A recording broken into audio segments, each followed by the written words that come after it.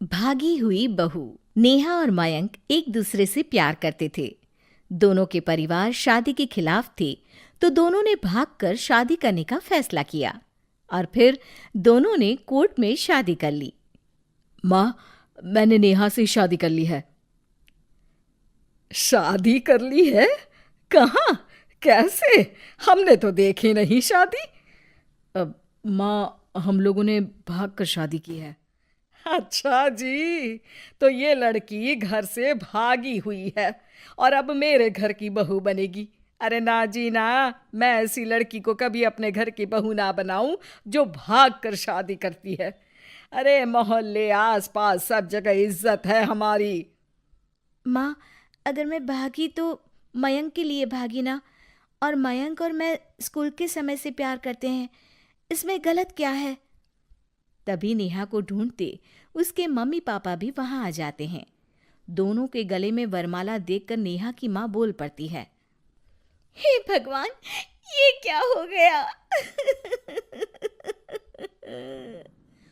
वो जोर जोर से रोने लगती है। नेहा, तेरे लिए हमने इतना अच्छा रिश्ता पक्का किया था।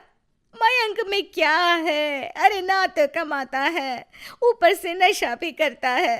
अरे क्यों शादी की तूने इससे? तू तो हमारी इकलौती बेटी है बेटा।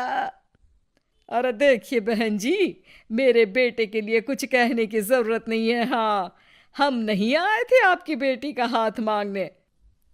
अरे कुछ नहीं करता तो कोई भूखे नहीं मार देंगे आपकी बेटी को। देखिए कितना बड़ा घर है हमारा, और भगवान की दुआ से दूध दही की नदियां बहती हैं। जैसे तैसे कर लोगों के सामने अरेंज्ड मैरिज दिखा घर वाले दोनों की शादी की पार्टी भी दे देते हैं। पार्टी में बुआ सास। अरे भाग कर शादी कर ली थी दोनों ने। लड़की को देखो, शक्ल से तो चालाक लग रही है। क्या? अरे पर रीटा बहन तो बोल रही थी कि दोनों की अरेंज्ड मैरिज है। तभी चाची कहती है, अरेंज्ड? अरे रीटा, अरेंज्ड करती तो कैसे इतने बड़े घर की लड़की लाती? लड़के में है क्या? अरे सिर्फ दिखता अच्छा है ना, पर ना कमाता ना धमाता, उल्टा नशा अलग से करता है। अरे पता नहीं भागी हुई लड़कियां किसी घर में टिकती भी है कि नहीं। दिन बीतते जाते हैं। एक दिन। अरे रीटा, हम लोगों को 2 दिनों के लिए पंजाब जाना पड़ेगा। मेरी बहन यानी कि तुम्हारी ननद की बेटी की शादी जो है। हाँ हाँ चलते हैं, लेकिन घर किसके भरोसे छोड़ दें? आजकल तो घर बंद रखना सेफ नहीं है। अरे माँ, टेंशन क्यों लेती हो?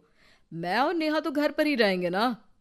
अरे हाँ हाँ, तू तो मेरा बेटा है, लेकिन सच कहूँ मुझे इस लड़की पर रत्ती भर विश्वास नहीं है। अरे माँ, नेहा तुम्हारी बहू है। बहू? अरे जो लड़की भाग कर शादी कर सकती है, वो घर पर चोरी भी तो कर सकती है। मयंक को माँ की बात का बड़ा बुरा लगता है। वो नेहा की तरफ देखता है जिसकी आंख में आंसू भरे होते हैं। माँ जी, आप अपनी अलमारी में ताला लगा लो। हाँ हाँ, तो वो तो लगा ही दूंगी, लेकिन कहीं तू घर का बाकी का सामान भी। अरे भाई, भागी हुई लड़की का क्या भरोसा। धीरे धीरे दिन बीतते हैं। एक दिन नेहा घर के बाहर गार्डन में पेड़ों को पानी दे रही थी, तभी पड़ोस की बहू, अरे नेहा, कैसी हो? बहुत सुना है तुम्हारे बारे में, लेकिन तुम तो दिखती ही नहीं हो। हाँ, वो बस घर का काम करने में समय ही नहीं मिलता। अच्छा अच्छा, शाम को ना मेरे घर आना, बैठकर गप्पे लड़ाएंगे हम। जी जरूर। तभी उस पड़ोसन की सास आ जाती है। अरे बहू, ये किससे बात कर रही है? अरे माँ जी, ये ना शर्मा आंटी की बहू नेहा है, जो मयंक भैया की बीवी है। हाँ हाँ, बस सबको पता है ये कौन है और कैसी है। इससे ज्यादा मेल जोल रखने की कोई जरूरत नहीं है। पता है, भागी हुई लड़की है ये, शादी से पहले भागी थी ये। तभी वहां मयंक आ जाता है। क्या हुआ आंटी जी? अब अरे नहीं नहीं, कुछ नहीं मयंक बेटा, कैसे हो? बड़े हैंडसम लग रहे हो। इस टाइम पर भी घर पर? अरे हाँ हाँ, अच्छा मैं भूल गई थी, तुम वैसे कोई काम धाम करते ही नहीं हो ना। अच्छा ठीक है, चलो फिर मिलते हैं। मयंक नेहा के सामने अपनी और उसकी बेइज्जती सुनकर परेशान हो जाता है। कोई बात नहीं, रहने दीजिए, आप परेशान मत हो, सब ठीक हो जाएगा। एक दिन नेहा की माँ उसके घर आती है। अरे आइए आइए, कैसे आना हुआ? नेहा को लेने आई है क्या? अरे नहीं नहीं बहन जी, अब तो नेहा मयंक की बीवी है, मैं तो उसे करवा चौथ देने आई थी।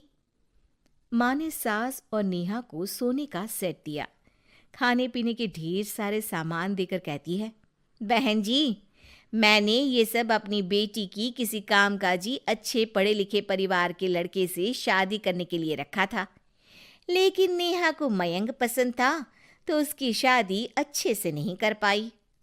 अरे बस बस, हम लोगों को सुनाने की जरूरत नहीं है। मेरे मयंक ने भी अच्छी पढ़ाई लिखाई की है। वैसे संस्कार तो दिए हैं कम से कम मैंने अपने लड़के को, वरना कौन अपनी बेटी को भागने के संस्कार देता है? आपकी बेटी ने तो भाग कर शादी की है। माँ को सास की बात का काफी बुरा लगता है, वो वहां से चली जाती है। नेहा भी माँ का दिया सारा सामान लेकर अपने कमरे में चली जाती है। एक दिन, अरे नेहा, तेरी माँ ने जो मुझे वो बड़े बड़े सोने के जेवर दिए थे ना, वो वापस कर मुझे। उस दिन तो मैंने कुछ कहा नहीं था, जरा ला कर तो दे, मैं अपनी बेटी को दे दूंगी। तभी वहां मयंक हाथ में मिठाई का डिब्बा लेकर आता है। अरे क्या हो गया, तुझ जैसे निठल्लू की नौकरी लग गई क्या? माँ, तुझे अपने बेटे पर विश्वास नहीं, लेकिन नेहा को मुझ पर पूरा विश्वास है, और अब मैं उसे समाज में सम्मान दिलाकर रहूंगा। सारे गहने बेचकर मैंने अपना कारोबार शुरू किया है। अरे वाह वाह वाह वाह, भागी हुई लड़की का भी कोई सम्मान करता है क्या? देखा, बेच दिया ना गहना। शाम को करवा चौथ की पूजा में सारे अड़ोस पड़ोस के साथ कई औरतें पार्क में पूजा कर रही होती है कि नेहा भी वहां आ जाती है। नेहा सज धज कर वहां की सभी महिलाओं में सबसे सुंदर लग रही थी। अरे अरे, तुमने भी व्रत रखा है क्या? किसके लिए? जिसके साथ भाग कर आई हो उसके लिए। तभी वहां मयंक आ जाता है। हाँ, जिसके साथ भागी है उसके लिए। आप लोगों को शर्म आनी चाहिए। एक औरत होकर एक औरत के साथ ऐसी बातें कर रही हैं। अगर नेहा भागी तो मैं भी तो भागा था, फिर अकेली नेहा क्यों जिम्मेदार हो? वो कम से कम आप लोगों से तो लाख गुना अच्छी है। आप लोगों ने एक अच्छे पैसे कमाने वाले इंसान से शादी की, लेकिन मेरी बीवी ने मुझ जैसे लड़के पर विश्वास कर ना सिर्फ मुझसे शादी की, पर मुझे ठीक राह पर भी लेकर आई। तो हाँ, जितनी नेहा जिम्मेदार है भागी हुई कहलाने को, तो मैं भी भागा हुआ ही हूं, लड़का हूं। तो इसका मतलब ये नहीं कि मैं जो करूं वो ठीक हो। सभी को मयंक की बात समझ में आ जाती है। वो नेहा को गले लगाकर साथ में पूजा करने लगते हैं।